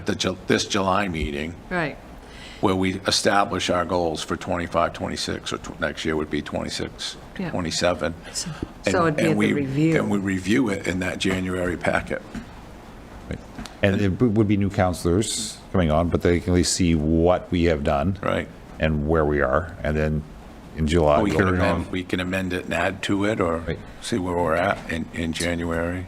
Date. I just think we'd accomplish more I agree. as a whole collaborative, 5 people, than starting it in Then January. rather than rush through it. Right. Yeah, We we're might just, miss something. we're just doing an update of the goals Yeah. at that point, Yeah. but they're really having the. Instead meat of and potatoes. establishing the goals in the organizational meeting. I understand it's an organizational meeting, but to come in halfway in and then you'll So have more then, input. if we're going to do that, when do you want to do the new goals? Because we, I think that would be At the that next meeting? July meeting, yeah. Yeah, I think that establishing the goals should be in July. so would it be And the- July, our next meeting in July, we'll work on new goals? Depending what's on the agenda. We could just vote to, we could discuss them to carry these forward. Yeah, Right. at this point, It's almost like a fiscal year. Carry them forward? we did a comprehensive review right now Right. of our Right. goals and standards. And we didn't do this at the organizational meeting. We didn't have time. Right. So this has been great. And plus, we had new counselors too. Right. Right. So then, at our next meeting in July, there should be a motion item to extend the goals and standards. Yes. Through to July of 2026. I agree. How about we do June 30 of 2026? June 30th. Yeah, yeah. Feel like almost And we'll, like this and we'll, Yeah. and we'll do the Yeah. update in January. Yeah, At and then an our- update in At the January organizational meeting? at the organizational meeting. Okay. Yep. That would be So a, normally you get it as part of your packet for your first meeting in January, and then you adopt them at your second meeting in January. yeah. So you could still get it as part of your packet, your first meeting in January. You could do a discussion about them at your second meeting in January, because you have new members, it'll give them a Right. chance to look at those. So you do a discussion your second meeting in January, but then your adoption of goals in July. Correct. Yep. And we'll set it up so that you get your goals, the copy of the goals ahead of time, but the adoption would be, you can discuss at the end of June, and adoption July, Yes. first meeting in July. I think that's what we all, Yeah. that's what I'm hearing. Rather than- Yeah, and so to the review of the comprehensive plan goals, do you want those done? Say, at what point? I would say the same time. Same time, That's a in different- July? That's a different process. Yeah, it's a whole, because That's it's a much more different process. extensive. So you, as a council, can look at what Oh, is oh. there and see if we need to update anything, but In my- before you had, that took you an entire Yeah. year. That was department head Yeah. input at Yeah. every meeting. It was outside organization input at every meeting. Well, it's September. However, in the creation of the goals and the standards, they came out of the comprehensive plan. So why wouldn't May be set aside to review, not as in-depth, but to go through the goals and objectives in the comprehensive plan to help with Before we set the goals in June. the standards and goals-making process? Well, the meeting after town It, meeting. it can be, but After the town. problem is the volume of work that needs to be done, and we're in the middle of budget process. It doesn't lend itself for the office to We be can able to do help it you, after the but budget. After town meeting. Then, That's what I would- because it takes, what, 5 months? September 1st, approving them. Yeah. So like- It doesn't have to be as extensive. You could go through, on that last page where you had the 7 categories, Is that in here? you could do like, just read through them. Right. Do the first 4, and then do the next 4 or 5 at the next meeting. Yeah. I read through it, and I had Yeah. made notes that I had questions. Anybody have questions on this? I just was Yeah. impressed. Yeah, so you could do it in 2 meetings. I think If you so. Designate, To break it, May, the last meeting in May, and then the first one in June. And then in the last meeting in June, you're talking about your goals and standards. So then, Makes sense at to least, break it up that way if you have questions about what right, you at least you just know the discussed. backbone Right. of why we have these goals Yeah. and standards. and then when we are thinking about next year, we need to think about setting up the full review of the comprehensive plan. Yeah, That's going to be again, we're going to have to budget again, money. if that will be 12 years old then. Right, so we should have, actually be thinking that- out for next, Well, that's something to think of. You may find that we're making good progress in all Right. these areas, and Continue it may with it. not need to Yeah, have sure. a redo, so, yeah. But if we wanted to add something to it, because times have changed, For the comprehensive like plan? Tim had said, we have the entire center area out there, and we have things going on out there that we might want to, the language obviously has to be right for that, but if we see something that needs to be added, we can add to it, just like we can revise to it, or does that take the Yeah, I committee? mean, it's a working document. It's a work in progress, but it would also coincide with your standards. So say like you wanted to take 2026 to 2027, focusing on the center and how we can bring more economic development to the center, then that would be part of your standards for that year.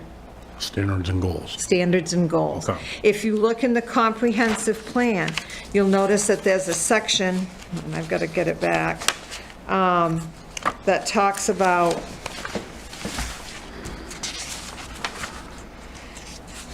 local economic development.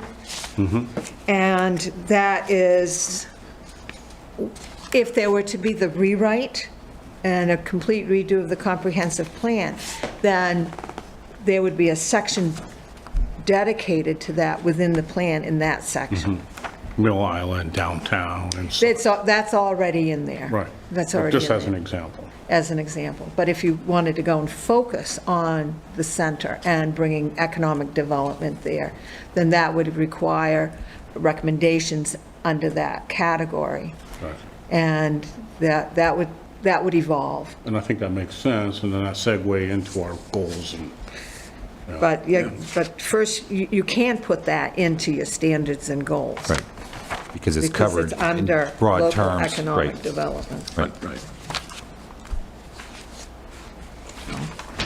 Oh. Super. Any other questions? Any other discussion? Okay. Number 3, discuss committee meeting broadcasts. I think this is one that we all want to see more of. I think it's just, I think we're limited right now based on Crossroads, Chad's ability to be Manpower. everywhere at one point. But are there other options to do, whether it's through some kind of Facebook Live or something along that? I know the sound quality might not be the best, but it would be more transparent, right? So those are just some thoughts that people had. I think it's, I don't know what your thoughts are. I was thinking about the Facebook Live. The problem with that is somebody would have to be the administrator of the Fairfield Town Facebook page to be here for that.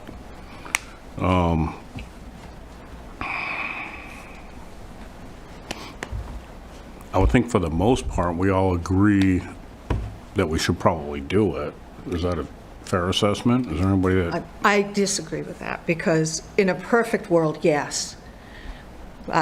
Crossroads TV economically and financially, they're self-sufficient right now due to franchise fees Right. and money that they get from going out to do different recordings for different people. What we've had for an issue at the Economic Committee meeting for the past 3 or so years, because it's been brought up, is the fact that we don't have staff to actually do the recording for us, because they're out making money. They're all doing They're doing jobs that they're getting paid for, whereas they're not going to be paid for videotaping our Economic Committee meeting. So when I think about that, that would be not due justice for me, because I don't think it's a good use of taxpayer money, because now we have to make up that difference for Crossroads TV. They're losing money just because of what we're doing, and I don't think that's right. Which is why I think that we should explore and maybe talk to Chad about it, and he has more knowledge than I do, and there are a lot of people with more AV knowledge than I do. So can we look at other mediums for trying to broadcast? And I think that's something to look at, especially in the smaller ad hoc committees and the like. So I think those would be valuable, if not to pull Chad away from something else that's a paying opportunity, but if we have an ability to broadcast something here, that'd be great. I know if it is even low quality YouTube, low quality One view, Facebook Messenger, record, let him edit later. and it's going to be one iPad sitting over there looking across at everybody. I know, not high quality, but better than zero. Just a thought. So my I think it take needs on to it. be live. I mean, I'd love to see some type of recording. I don't know. I'm not the digital person, so. My opinion on it, and from others I've talked to, but I'll just say mine, is, okay, I understand what Stephanie is saying about the taxpayer money. However, it's our taxpayers that are paying the money that are also wanting to watch and see what's going on. I'm for finding solutions. I'm not saying, hey, let's not do it. I'm all about Chad making, offsetting the costs. But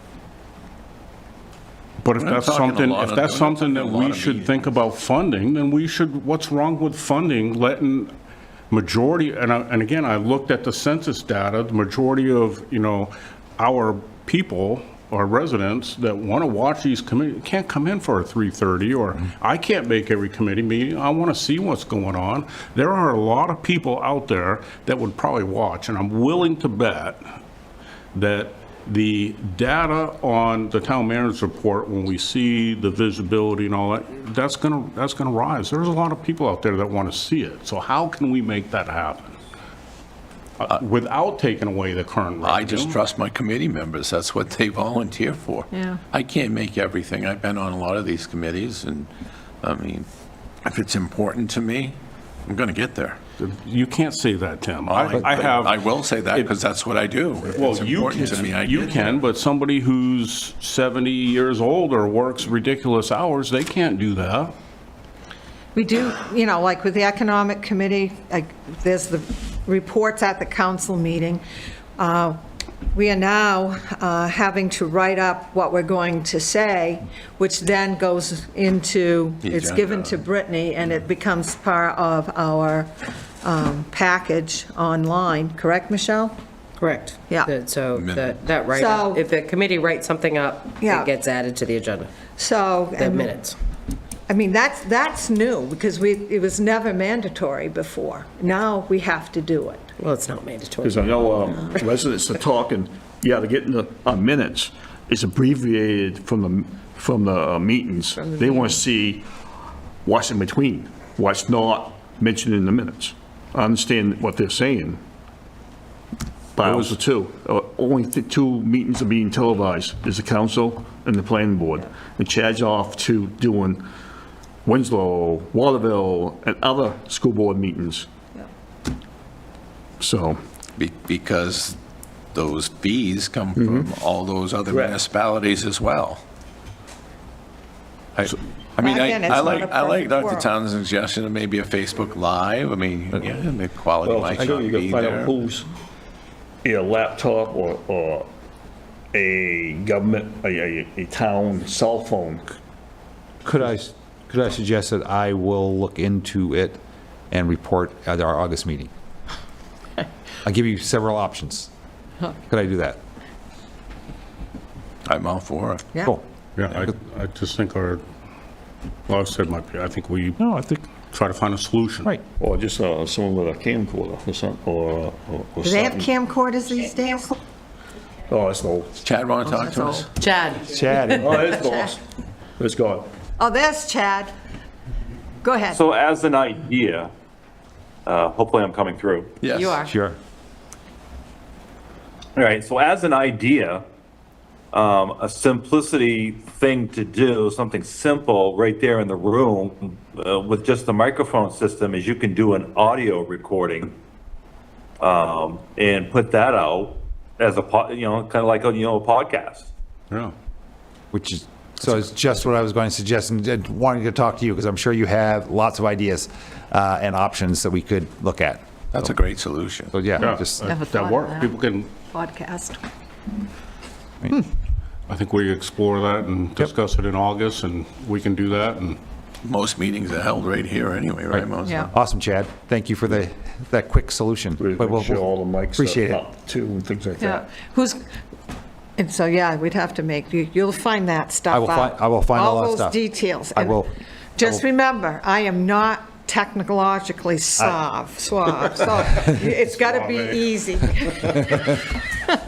I'll make sure, but that'd be a good. great solution. Thank you, Chad. Thank you. Okay, we So, good on that? August. So then we'll talk about that again in August. Discuss the creation of Ice Arena Committee. I think it's overdue for an ad hoc. Well, I brought that up. I'm not real sure as to what's happened. I know we've gotten some of the supplies for the ice arena from, that's been around. Center, yeah. I need an update from Michelle anyways. Where do we stand with this? Where do we stand? So you have the land that the council voted to purchase. You have the donations from the Alphon Youth Community Center that the council received. I have spoken to Sheridan, who has done, last known, 4 different designs for this project, from very simple to the very large, which included, all of the pieces that during the last couple of council conversations that you had had was what you were looking for. So that it would include, your locker room facilities, that sort of stuff. Sheridan Corporation did those as an in-kind to the Boys and Girls Club. So they did not pay for those designs. So we do not possess them. They would like to, we were on the same page throughout the course of our conversation, in which if the council was willing to waive the bid process such that you continue to work with an existing local developer on existing plans that they've already created, then they would be willing to start that conversation with working with us and tweaking those designs and putting that stuff forward. An ad hoc committee on this is a perfect next step, not only for the design and finalization of the building, but also for, cost assessments, what that would look like, what would the capital campaign look like, how does this all flush out in the end, and what are those recommendations? it sounds like an ad hoc committee is definitely warranted to do all that research and provide us with that information. I mean, the first thing, the hair standing up on my arms when she said waive the bid process, and we just talked about that in here. But I think there's merit based on. You've got There's something to every story. an in-town business Specialty is. that's already started work on it. They wouldn't want to get taken out of the process. Right. So I understand what, I mean, And you don't need to do that. Yeah. You certainly could start an ad hoc committee and then have them decide to go out to bid for an engineering firm or design firm and then go forward. But that process has already been started and mostly completed. Yes. And it would Real. simply waste time to go forward. And it is a Fairfield-based company, they're a reputable company, all of that. And they were working towards that end goal of actually being the ones. So now, that being said, though, what that does not mean is that they would just go ahead if the community and the council voted to go forward with this construction, they would not just blindly go bill it and then all of a sudden just send us a bill. right. It would still involve a very regimented bid package on estimates on the building, so you still would have the opportunity to go out and make sure that, the prices that you're getting for the products are in line with what people are paying. That's not what anybody is saying. But what they don't want to do is take all of their design work that they've spent over a year on and just give it to the municipality, so we then in turn can peddle it out to a different entity. And I cannot blame them for that. That is just protecting their company's interest, which they have So every right has to the do. environmental, like on the ground, environmental part of that property been done too, or is that a different part of this? That would be a different process. So once the size and scope of the building was determined, then the environmental piece, you would have to figure out where it would be located. Like, they would look at that. That would be something that they would do based upon the topography of the property and the existing environmentals that are known. What are some of the things that we already know? We know that the soils can't leave that lot. They do have to stay there because they're PFAS contaminated. We do know that there's wetlands in that property, that where those are located and how those would have to be avoided. So the structure of that Sheridan had designed was ultimately meant to go in Waterville and was not going to come in Fairfield. The issue with it in Waterville is that it could not find a home. So when the AYCC went out to bid between Waterville and Fairfield on this project, and Waterville didn't submit a bid for it, and we did, and we were successful by default, now it would have to be looked at, what does the structure look like on this lot? It would be another step that would need to be done. I think this is a little tough, because we're talking ad hoc committee for the rink itself, and you had mentioned in the past about an endowment committee, which I think is even more important. I think it's going to tie in your economic development committee and your building committee, but I think you have to start with an ad hoc committee to get ideas. When we talk ice rink, I can tell you right now, I talk much more than ice rink. I look at this as an economic development piece, and it has to be done with an endowment, so that it's not taxpayer funded, other than the property and the land that it sits on. They already have the Alphonse Center. Pat Garrett was here one meeting already. They've got a list of donors, and they had already started a pretty good capital campaign that he would be willing to, as long as he's not the AYCC director by that time, he'd be willing to help us out with. He's a Fairfield alum, and they want to see that project off the ground. I'd love to be on that ad hoc committee and get it rolling, but my personal goal would be something much larger and major donations. Right.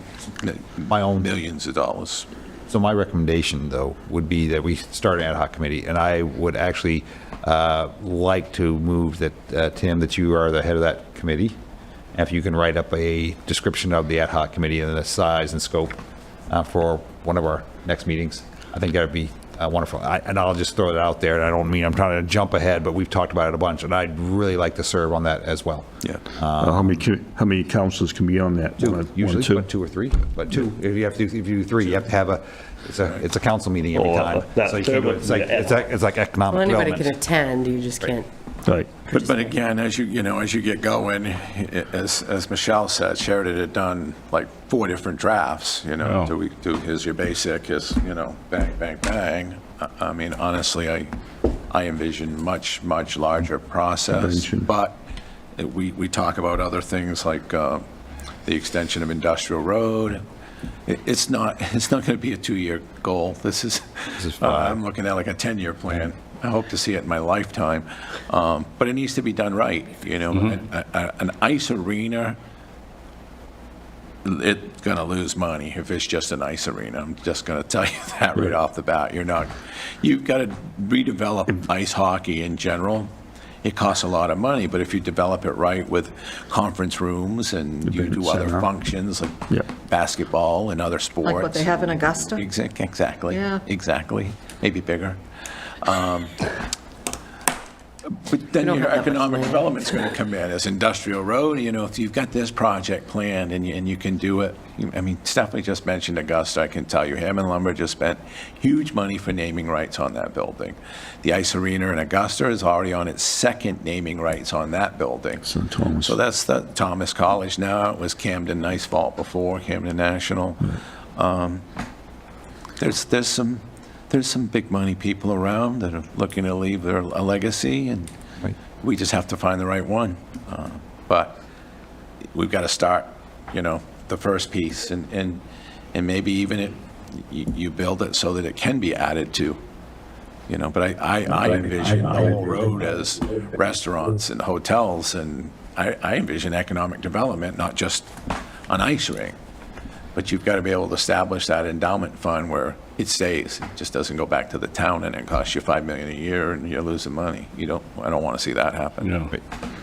Well, and one of the other things you need to look at too, so like with the compressor units that we have, the materials that you have in storage, what kind of shelf life does that Yep. have in the Connex boxes that they're Yep. currently sitting in and that kind of stuff? Oh, So all is those it? things need to be addressed. Or it's outdated.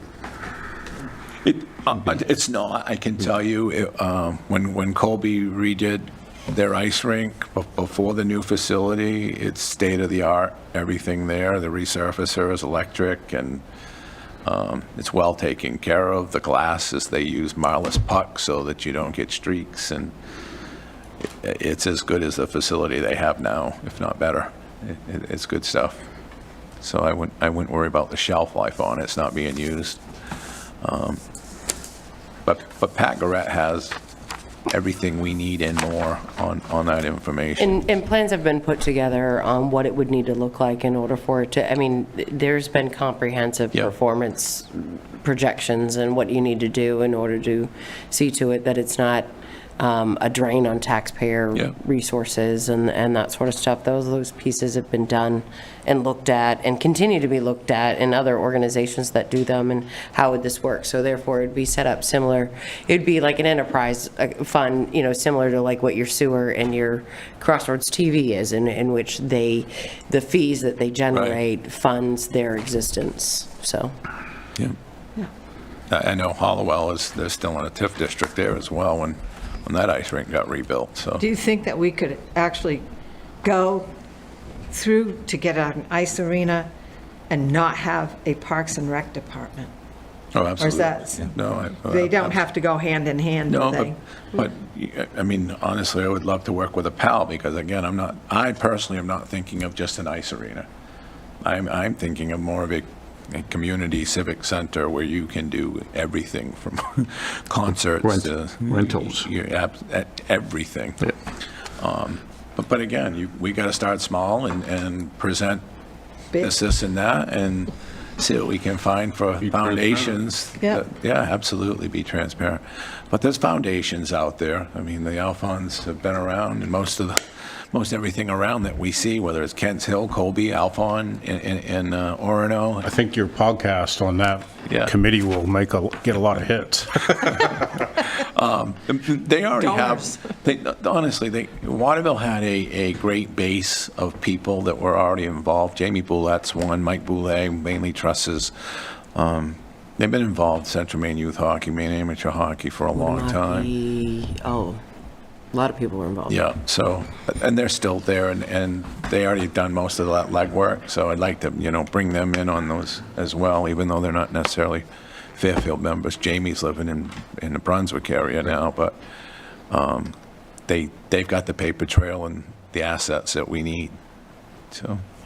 You could easily make up a committee that doesn't necessarily have to be From the town. Fairfield-based residents, right? So, Can I get together with you to Yes. set up what that requirement would be and bring it back to this group in a couple weeks?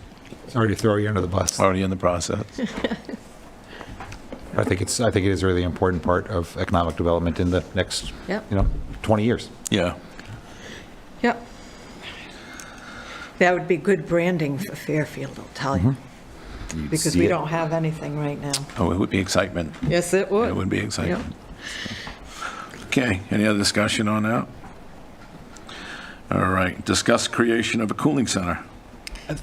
I think this came up from discussion last time. I mentioned it. I'm not sure what the process is, and I think Travis is our kind of our emergency coordinator on that and director. So, I mean, if he has the ability, I'm not sure what the standards, what is needed for a cooling center, if that's something that can be set up. Maybe he can even give me a one-pager on what we need to do. Look on the emergency management website, it's all right there. And then I'd like to have our coordinator be involved and see Yep, correct. what we can do and what we have already and what it would take to do that. So I want to have his input on that. The largest obstacle we have with that is staffing. Yeah. And CERT it's training, because it right? requires someone to sit here the That entire would time be, that it is open. Could result from CERT training. But we can certainly, I CERT can have the training? Have you fire seen- chief get you some more I information. know, Yeah, I looked that'd be at the great. training. It's totally different. We might not need it to use it for another 10 years, but we may be using it in August. Right. Okay, so we'll get with Travis on that and Thanks. bring it back for a future discussion. Discuss Charter Commission revision or amendment. We discussed this a little bit with Michelle today. With our last town meeting, I've mentioned it before that I'd personally like to see us go to a referendum vote where citizens have the ability to vote on by warrant in a secret ballot all day long. I think it would be prudent for us to amend the charter, not do a charter revision, but do an amendment and move our town meeting to the June referendum aligning with the school board, or the school budget referendum. And Michelle provided us some information on an amendment for charter instead of, So the way that I read or interpret the law on amendments versus revision is, we as a council have the authority to make that decision between amendment or revision. An amendment is acceptable, even though there's no definition of it clearly, as long as it doesn't interfere with pretty much the municipalities, how they operate day to day. So I think the only gray area for this would be adding an election. And I think we still make that decision, the way I read it. so I think the amendment would go to, if the council decides to ask for an amendment, it would go to the November election for the town citizens to vote on. Right, they And have, they would have the final say from our recommendation. And if that happens, then we would move to a referendum vote aligned with the school budget vote. So wouldn't necessarily create another election, but we would still have town budget meeting to set the warrant. so technically, we would get rid of the town meeting. However, that could be a budget meeting. Not, Michelle, she's going to be clearer. So basically, first and foremost, the town council already has the authority to have a referendum ballot for all of your town meeting articles. You already have the authority to say that you want to vote on all of your budget articles via referendum. We did that during COVID. Remember, there was no open town meetings. You had the authority to do that. But the issue now is that during COVID, there was a governor's order that overrode the timing of town meeting within our charter.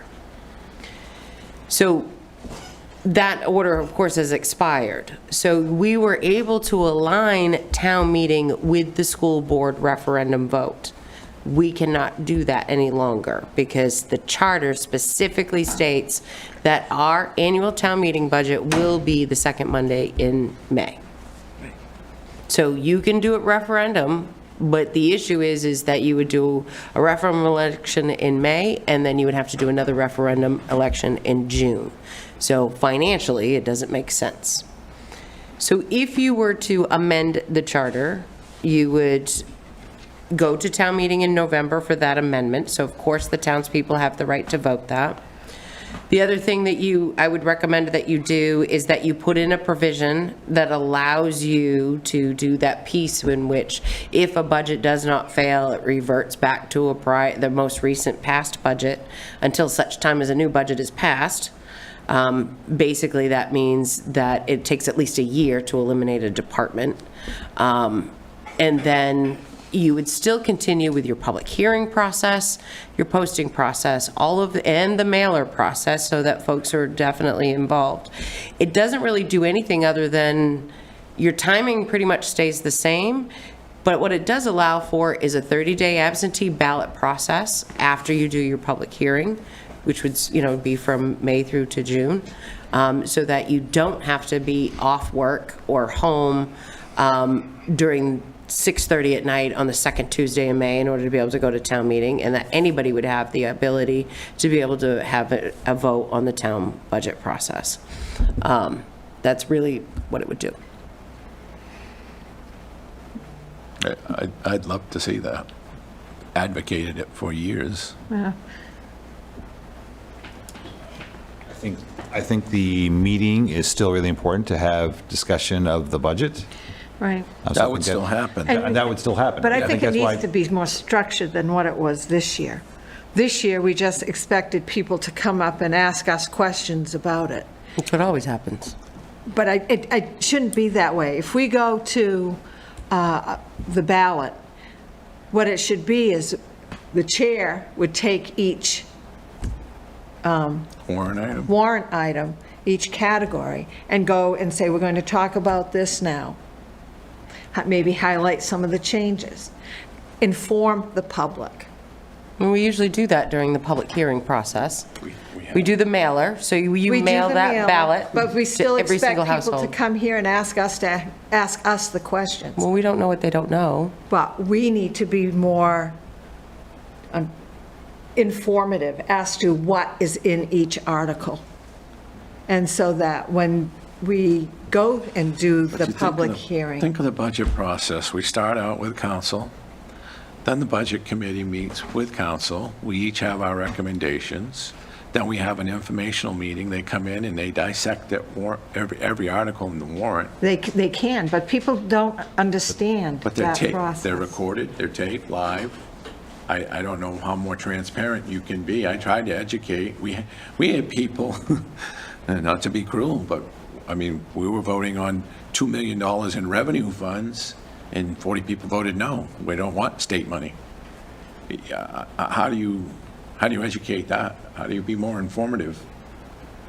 We have a process. It takes us months. Well, I'm not talking about, I'm And we talking have- just and we have about a how we mailer do for the the public warrant. hearing, so that people understand that what is in each article, and. We can the address change. that at It would be When very it's similar to time. the way the school does it. And kind of like what Michelle just said, if it pretty much is that the budget meeting, if it fails referendum, it goes back to what passed at that meeting. Yeah. So that we can continue to do business, which would be where, you know. The difference between what happens now with school, which again, we talked about before, when it first came out and went to referendum vote, it was done by article. Now the school's done by one budget, that's it. Whatever is voted on at the informational meeting and passes, that's what goes to get voted on is one complete budget, where we would still go to each article, which is why Michelle's stating that we would want the ability to revert back to the prior year's budget until that particular warrant item gets passed, and you have a year's time to pass it before you lose a department. So I'm very much in favor of that, but, I mean, God, I'd love to see the school go back to voting by article. I think you'd see a lot different outcome. But the way it is now, you have to show up at a specific time. We just talked about being more transparent, and taping and recording things and not being able to make it if you work or you're sick or you just can't get there, you don't get to vote. And now we're going to be able to create the ability of any other election where you have a say, you have a vote, you can put in for your absentee ballot. And So the way I see this going would be, at a future meeting, you would bring up your amendment, we would discuss it, have a public hearing on it, vote on it after. According to this, we have, within 7 days after that hearing is when we have to then make a movement to put it on the following election. so we have the ability to make it an action item to change, to amend the charter to whatever we want. It will still go to the citizens at the November election.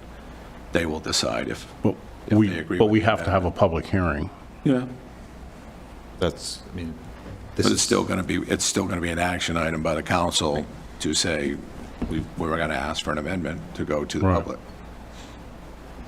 Michelle? So you don't need to decide tonight. Yeah. Either, right? Yeah. So this is on here as a discussion item, and the biggest reason this is on here is because, as we said at the top of the meeting, that nomination papers for town council and the water district and those pieces are available at the end of the month. If you opted to do a charter commission, charter revision, those nomination papers for those positions would also need to be made available at the end of the month. For the revision. For a revision. If you choose to do an amendment, then you don't need to worry about the nomination piece. That's why this was on here, so that you could make that decision so we meet that deadline. If you do an amendment, yes, it is subject to public hearing. I would suggest that you do have a lot of conversation about this and public conversation about this, because it is no small thing to change a municipality's town meeting day. You just need to know that. That is not a small, tiny, tiny little issue in the minds of people who have lived here for generation after generation after generation. It is one of those pieces that you will want to continue to talk about, but it does fit within the amendment piece of this and how this works, if that's something you choose to do. But you do not need to decide tonight, and we can put this back on either as a discussion item or an action item at your next meeting. You needed to start that conversation so we meet certain deadlines depending on what you choose to do. I think we had it for a discussion item, so I have more time Yeah. to research it Yeah. and weigh out the pros and cons of amending versus revision. Sure. I totally agree. So can we add for discussion item next agenda, Michelle? Yep, certainly. Okay, discuss other council business. Council Kitchen. Let me find my notes here. I have a couple things. I might take somebody's thunder. We got Concert in the Park coming up on the 11th, I believe it is. Check out our Facebook page for the dates on that. July 13th, we're having a ATV and snowmobile combined safety course. Again, that's July 13th, 9 a.m. at the fire station.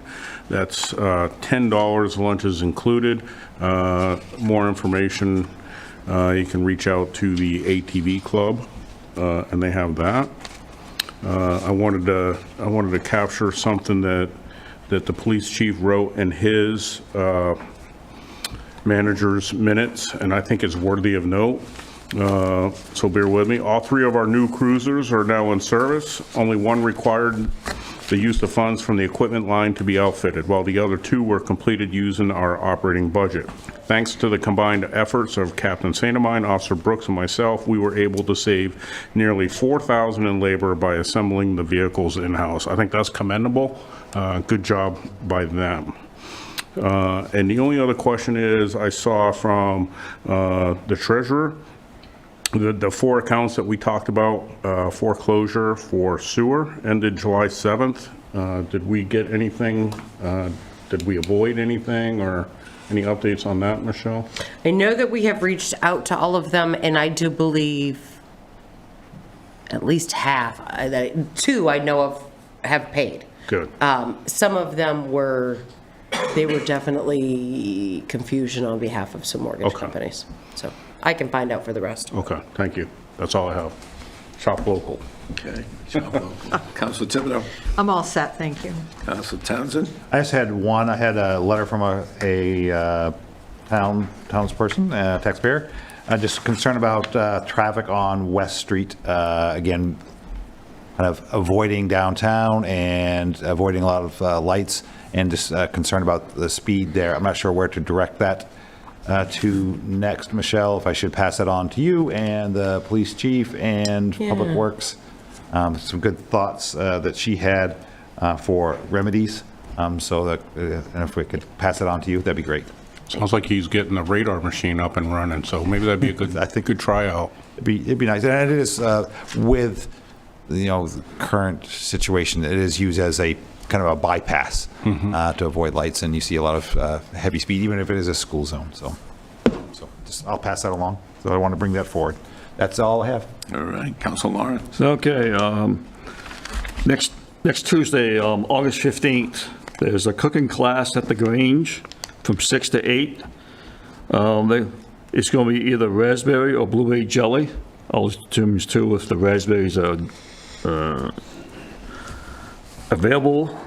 And then Friday, August 18th, the senior circle, it's 11 to 1. That's it. All right. The only thing I have to add, Public Works is out taking care of our roads. A couple of the roads are being repaved, resurfaced. I talked to Bruce today, and 6 rods, got about a half a mile stretch. They've just ripped up the road. I just caution people to heavily run road. It's fairly narrow. Slow down. It's dirt for about a half a mile. It's going to get rutted up. They're looking at paving roughly second week of August, give or take. And that's just out of town. I think Shawmut has a resurface going on right now. I did hear one of the Public Works employees say they almost got hit by a car yesterday, so just please be cautious of our employees while they're out working on our roads. And that's all I have. The next regular meeting for the Fairfield Town Council will be on Wednesday, July 23rd, 2025, to be held as a hybrid meeting in council chambers and via Zoom at 6:30 PM. At this time, council will recess and sign all documents that require the signature of council members. Motion. Make a motion to recess. Second. Thank you, everybody. Nice seeing you, Lauren. Is that a 5-0? No, 5-0, 8:35.